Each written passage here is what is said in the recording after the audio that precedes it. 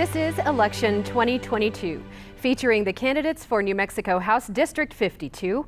I'm Casey Counts. KRWG Public Media and the League of Women Voters are pleased to present this forum. The rules are candidates have up to 60 seconds to answer each question and should not mention their opponents in the answer. My co-moderator is Eileen VanWie with the League of Women Voters of Southern New Mexico. She serves as co-president. Welcome, Eileen. Thank you very much. And now let's welcome both candidates in District 52. Democratic incumbent House Majority Whip Doreen Gallegos and Republican challenger Dr. John Foreman. I'll begin by asking the first question for the incumbent candidate, Representative Gallegos. New Mexico taxpayers spent at least $220 million to build and support Spaceport America. Do you feel New Mexico taxpayers are getting a return on this investment? And please explain. Thank you, and thank you for hosting this forum today. You know, that's a good question. As far as we have put so much investment into the spaceport, and so we definitely need to look at making sure we have some returns. But I don't know that that needs to be all of Doñana County and Sierra County. That sounds like it needs to be a statewide investment, and that's something that I definitely believe that we need to push towards. There's so many gains that we can make, and we can look at how to get contracts for missiles. We can get contracts for just different means to make sure that we are generating money, and it should not be the tax burden of just two counties. All right, thank you. Dr. Foreman, same question to you. Well, I remember when years ago when the talk of spaceport, and of course they were looking at different states in Wyoming and New Mexico and other places. We are in a very strategic location for it. We are certainly an aerospace state, so I think in many ways it's a good fit. I am all for economic development and creating jobs and expanding the tax base through employment and things like that. I would agree. I don't think Doñana and Sierra County should be the ones that bear the full brunt of this. I think there's a lot of things that can be done yet. I think like any business, we're going to have to look at this and say, is it self-sustaining? What needs to be done to make it more successful? It hasn't quite had the start that everybody hoped that it would, although I think it's a unique thing for New Mexico to have. So I guess just in summary, I support the spaceport with some limitations of I'd like to see it more profitable. I'd like to see the tax burden spread around to some of the other 33 counties, not just ours and Sierra. And again, I think it should be, like any business, viable. All right, thank you, Dr. Foreman. And Eileen, next question to you. Thank you. We'll start with you, Dr. Foreman, for the next question. Would you support a constitutional amendment to place redistricting in the hands of an independent commission? Why or why not? Yeah, that's an easy one. I don't, and here's why. I actually did a local radio show for about a year and a half on the weekends and interviewed candidates and different people. Had the opportunity about a year or so ago to interview a gentleman from Albuquerque who was part of the group. I think it was called Redistrict New Mexico, or I forget the exact name of it. And I just don't think it's a good idea. I think we have the abilities. I think we have everything we need right here in our own state to make these decisions. I'm not a big fan of bringing a lot of people in from the outside. Obviously, we need consulting. We need to look at better models. And I would say this even at the cabinet level, whether it's Democrat or Republican, we've got a lot of talented people here in our state. Certainly there's people here qualified to do that. So I do not support this. I think there's a lot of problems with the redistricting the way it was done. One of the biggest being that if all the cards and the chips fell right, all 3 U.S. House representatives could be from Albuquerque. That certainly isn't good, fair distribution, representation around our state. Thank you. Representative Gallegos, the same question for you. I do support the redistricting commission, and I believe that there definitely needs to be some tweaks, but we need to make sure that there's fair representation for all of our communities. And I know as a first-time attempt, there could be some tweaks, and it could get better. And I think, you know, we won't redistrict for another 10 years, and I think within those 10 years we can continue to add on. But for those who don't have that voice, it's so important. So I do. Thank you. All right, next question, beginning with Representative Gallegos. Do you support extending the length of legislative sessions beyond the current 30 days in even years and 60 days in odd years? Why or why not? Yes, I do. This will be my 10th year, and you know, we try, the 30-day session is the money session. We're trying to do budgets. It's hard to get all the bills through. It's hard, there's lots of legislation that doesn't make it through that should. For the 60-day session, of course, we're looking at lots of different priorities. Part of the problem that we have is we're not a paid legislator. And so we need to continue to work at making that a professional legislator, to make sure that we have professional staff, that we have the ability to best represent our constituents. And when you go up there for 30 or 60 days, you don't always have the ability to get everything done that you need to. All right, thank you, Representative Gallegos. That question to you, Dr. Foreman. Sure. I guess I would say no. I think the links are substantial. They're plenty. I don't know about substantial. There's certainly plenty. There's obviously many options to call extra sessions, to call extra meetings, and that's been done in recent history. I like the idea that we are a citizens legislature. I think that brings a different idea and a different thought to it altogether. And I know there's different viewpoints on that. I think we can just look at Washington, D.C. and say this is what happens when we have full-time paid legislative people. It becomes very distant. And we don't want that to happen to Santa Fe. I think there's some pro and con here. I think the fact that they're not paid, I know that's not directly the question, does limit who can run. And I don't think that's a good thing. But on the other hand, we've always had a citizens legislature like many of the Western states have, and I think that's good. It's good for us to go back to our jobs, back to the farms, back to the schools, back to where we started from, and say, let's reconnect with our community, reconnect with our fields of expertise, and keep growing so we can take that knowledge back to Santa Fe. All right, thank you very much. Eileen? Dr. Foreman, what, if anything, should be done to make the legislative process more transparent for citizens? Please explain. Yeah, that's a good question. I was looking at this one and driving down here, trying to find a place to park, and thinking about that. I would have to say, having been in the gallery many times, been in committee meetings quite a few times, being back and forth to Santa Fe for various things, with education and the things I've worked on, I found quite a bit of transparency, to be honest. I just don't feel like that's a great shortage that I can see.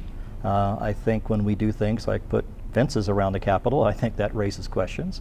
But just from my experience as someone who's gone and met with people, and again, been in the gallery, listened to votes, things of that nature, I found things pretty accessible. Of course, it falls back to those that are in office to continue to work on those things, but my experience overall has been pretty positive with that. Thank you. Representative Gallegos, same question. So I think during COVID, we really saw some limitations, and hoping to build on some of that. What we did do as leadership is really utilize the Zoom process to be able to bring constituents from Las Cruces to be able to testify via Zoom, to be able to participate, and what a concept. I think that we will continue doing that to make sure that especially southern New Mexico, the rural areas, have more access. And so I am very much in favor of continuing that process.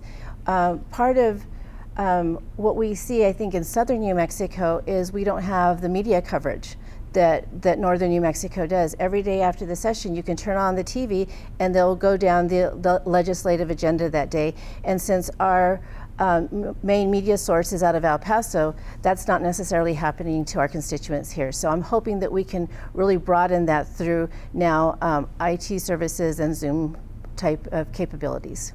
Thank you. Representative Gallegos, what actions, if any, should the legislature take to strengthen and or diversify the New Mexico economy? You know, I believe, Casey, that we're making strides in that direction. Once again, pandemic shows where some of our shortcomings are, and we've got to look at making sure we have the infrastructure to be able to get the services out to people. When we have the adequate type of infrastructure, whether that's through water, whether that means just making sure you have cable access, broadband, medical services. We've got to make sure we've got that infrastructure already built in to make sure that that's happening. All right, thank you. Same question to you, Dr. Foreman. Okay, very good, thank you. Well, it's no secret that we are very dependent upon gas and oil, and obviously that's going to change as the years move on, but right now we're still there. If I remember right, about 12-13% is agriculture, so always a big part, especially in our part of the state. So I do think we need to diversify. I think in order to be in the position to diversify, we're going to have to make some changes. New Mexico is not known as a business-friendly state. We see this when businesses and people, to be honest, leave our state and go to Texas, go to other states. Being in the private school world and having worked with a lot of professional people moving in and out of New Mexico over the years, one of the things they look at what are the crime rates. They look at what is the economy like, how are your schools, how is education. And I know that kind of loops into recruiting teachers, recruiting medical professionals, things of that nature. But I think as we diversify, I think we're going to have better success with that as well. I think there are some parts of the state that have some good solid economic development. There's obviously some parts that I think are just ripe for the picking, if I can use an old phrase there, that has all the right stuff that we could really turn that loose. Thank you very much. Dr. Foreman, what are your thoughts on public and private prisons as well as detention centers in New Mexico? And please explain. Yeah. And I know states do this a variety of ways. I have a nephew who worked in corrections for multiple years, so I know a little bit of this just via him. I think privatization, I think, is a good thing. Again, if it's done properly, it's like anything else. A lot of times we are short-staffed and short-handed. I don't think there's an employer out there right now that's not looking for more people. It's a real challenge right now, which is unique in a state that has a high unemployment rate. We're struggling to find good employees. So I think the idea of privatizing this, I don't think is a bad thing. If that's what solves the problem, we see it with transportation, with public schools. We go third party a lot with different things. My preference would always be it's done here in New Mexico by New Mexico people with New Mexico money, New Mexico tax dollars. That would certainly be my preference. But if that's just not working, and obviously it's not, we just don't have enough to cover all the bases in law enforcement and other areas, then I think we do have to look at other options such as that. Okay, thank you. Representative Gallegos? So we are down to one private prison now in New Mexico, and part of that is we've had so ongoing issues. So we need to make sure as a state that people who are incarcerated are getting fair treatment. We also need to make sure that we have the ability to hire at a good rate. If people are going into dangerous jobs, they need to make sure that they're being compensated for that. And so of course that adds to our budget, but those are things that we can help control, and we can help raise the services that the prisoners are getting and the benefits that those who are running the prisons can get. All right, thank you very much. All right, back to you, Representative Gallegos. What would you do to ensure that our elected officials uphold their oath of office regardless of political affiliation? You know, it's hard to say what one person can do, but I think we have to hold people accountable who are in the system, who, if you're a politician, if you are a senator, if you are a representative, it doesn't matter who you are. You need to make sure that you have a moral compass and that you're following our own rules of the Constitution. And we have to stay true to our constituents and remember where we come from. And I believe that comes from who you are as a human being. All right, thank you. Dr. Foreman? No, I would agree. I think it's an integrity issue and a character issue. Obviously those oaths, there's all sorts of people wiser than me have written on the values of oaths and the purpose of these, and be careful not to take one and things of that nature, unless you really plan on following through with it. So I think this is very important. Unfortunately, in our state and other states around the country, we see sometimes where this isn't done. Sometimes there's accusations, and sometimes things are real. We have to separate out which is which on those things. But I think it's important that people can look at their elected officials. We are public servants, that old phrase. My dad was a social worker for many, many years. He used to use that phrase, public servant, very proudly, and I think that's a great thing. We are public servants. I think people need to look at their public servants saying, you know what, I trust you. I may not always agree with you, but I believe you. I trust you. Your yes is your yes, your no's are no's. And so I think those are very important. Again, to uphold our state constitution, other things of that nature, I think it's paramount. And I think it's something that people want, and people get frustrated when they don't see character and integrity in those areas. Thank you very much. Dr. Foreman, do you think there are changes that need to be made in our election laws to protect voting rights and to ensure trust in our democratic system? Please explain. Sure, thank you. Good question. To me, it starts with voter ID. We're one of the states that does not have voter ID, and I know this has been said on these forums. I've watched some of the others, and this has come up multiple times. It's a good question. We have ID for all sorts of things, far less significant than our constitutional right to vote. So I think as far as it starts there, I believe with that. I'm not a big fan of extending these elections out farther and farther and farther. I think the longer we do that, the more we do that, I think the more chances there are for tampering and everything else, or just human error. And we've certainly seen that sometimes even in our own county. I remember stories in the Sun News about ballot boxes being found in trunks of cars and janitors' closets, literally. That's not good. We obviously can do better than that. So I think that it starts with voter ID. I think we need to have a fair system, and I think it does need to have a time limit on it. It seems like we're stretching these things out farther and farther, and I'm not sure that's the right thing to do. We certainly want everybody to have access to vote, but there also needs to be some rules of any game. Okay, thank you. Representative Gallegos? I truly believe that we need to make sure that people have access. And if you start saying you need to have an ID and say you forget your ID that day, then many times people won't go back. Also, we don't want fear at the ballot box. We want to make sure that if you're eligible to vote, you're on the rolls and that you can vote. And so I think the more participation that we have in our elections, the better. I think we need to make sure that our poll workers are safe. We need to just protect our democratic process.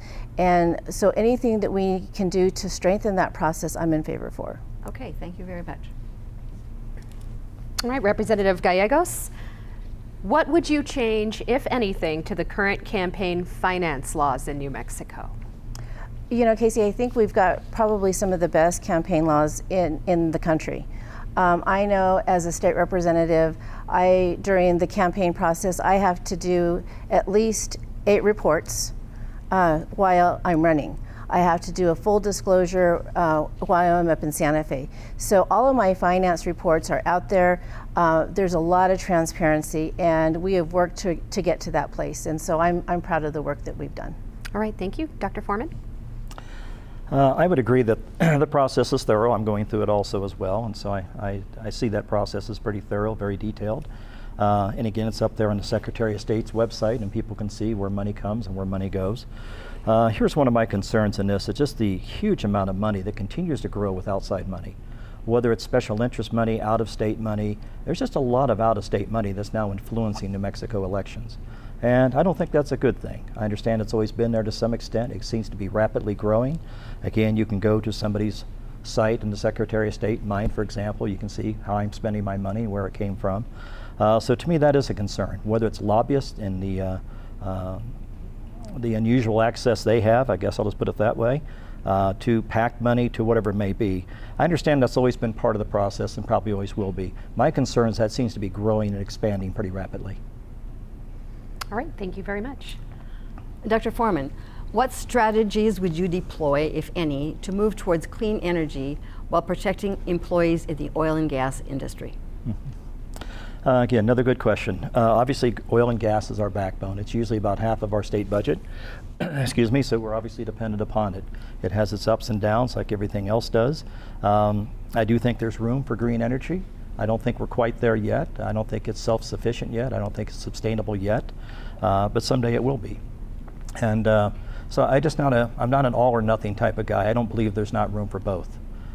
You know, the more savvy we get with these things. I know one of the gubernatorial candidates was talking about brackish water and just desalinating brackish water. I thought that was an excellent idea. Make us an exporter instead of an importer of things like this nature. We have a lot of brackish water and those type of things, and we've been desalinating water since World War II on Navy ships. It's not a new technology. Excuse me. So I think that certainly we're going to continue to be a gas and oil state, and I support that. I think there is green energy options, things that we need to be looking at in the future, and I know there's still an R&D. Thank you. Yeah. Representative Gallegos, same question. So I support our targets that we're setting. I'm sorry, I got a little tongue-tied there.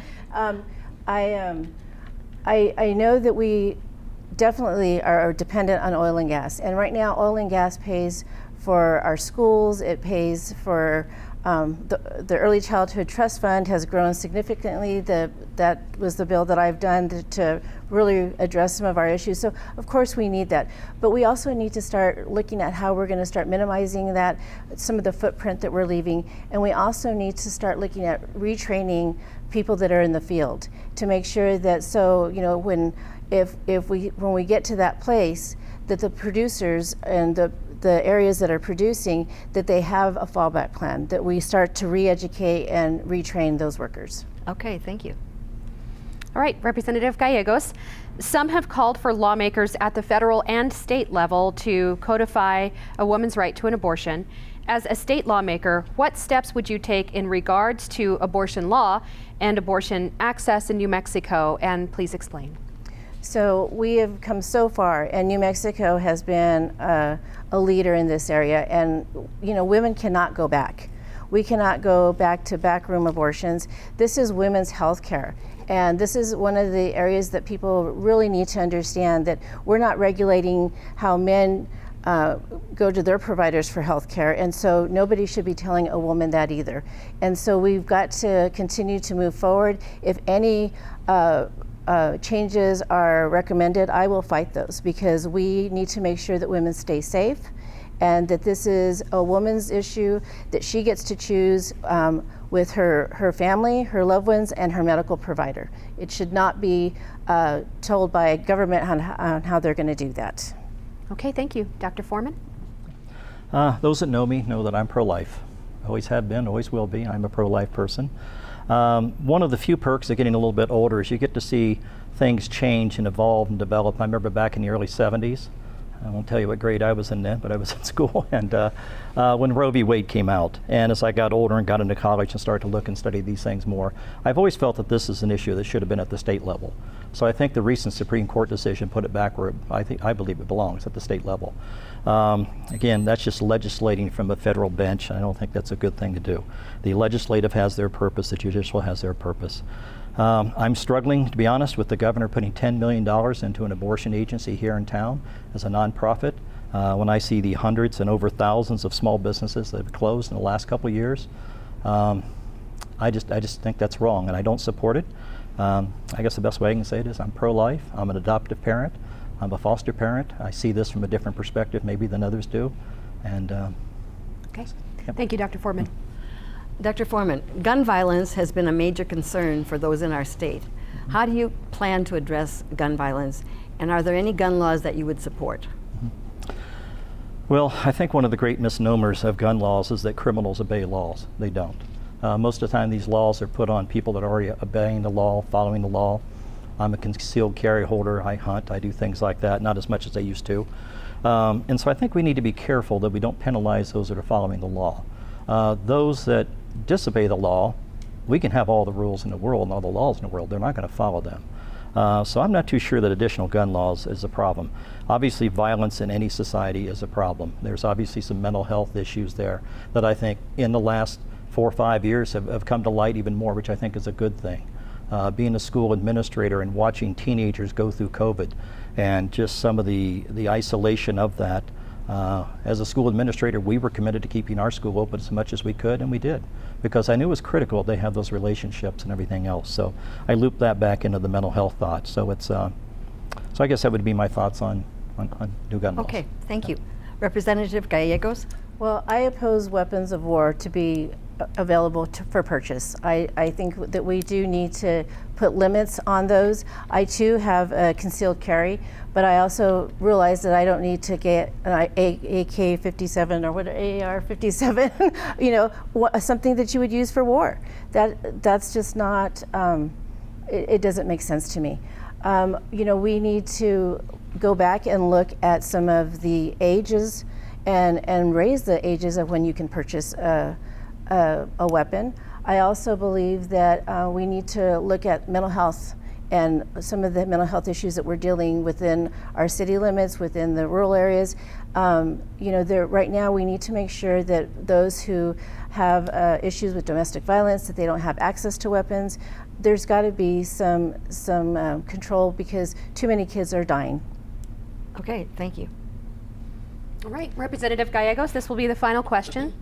New Mexico has constantly had challenges with recruiting and retaining physicians, nurses, and other medical professionals in high demand.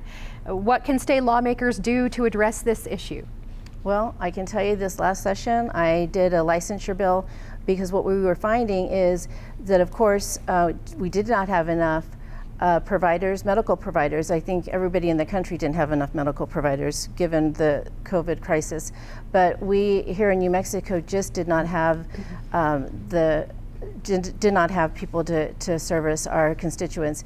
And so part of that law makes sure that licensure is easier to get here, that it comes within a certain amount of time so people aren't waiting. And so I definitely have taken a proactive approach to that. Continuing to make sure that there's funding to make sure that we have medical providers that continue to be able to do that. All right, thank you. And Dr. Foreman? Okay. Again, I'll tie this right back to the economy because I think that's where so much of this goes. And again, being a private school administrator for many, many years, or non-public school, as the state calls us, interact with professional people all the time. And the questions they ask when they're considering moving is about schools, about crime, about housing prices. We have, incredibly high inflation right now. We're dealing with a lot of different issues there. I know there are debt forgiveness programs out there now. I support those. My wife and I taught for 5 years up in the Navajo Nation and interacted with many people that were there on those type of programs. I think those are good. But again, I would say it's, I think recruiting, and I'm someone who does recruit and hire teachers and been doing it for 30 years. I've signed both sides of the paycheck, as they say. That so many times what they're looking at is not just a position, they look at the community, they look at the state, they look at the environment. This is where I'll raise my children, what opportunities will they have? So I think the more that we can strengthen that, I think the more we will strengthen recruiting of all areas. All right, thank you very much, Dr. Foreman. And thank you for joining us for our District 52 New Mexico State Representative Candidate Forum. We want to thank our candidates, incumbent Democratic candidate, State Representative, House Majority Whip Doreen Gallegos, and Republican challenger, Dr. John Foreman. Thank you to our co-moderator, Eileen VanWie, and the League of Women Voters of Southern New Mexico. I'm Casey Counts, and thank you for joining us. And remember, Election Day is Tuesday, November 8th.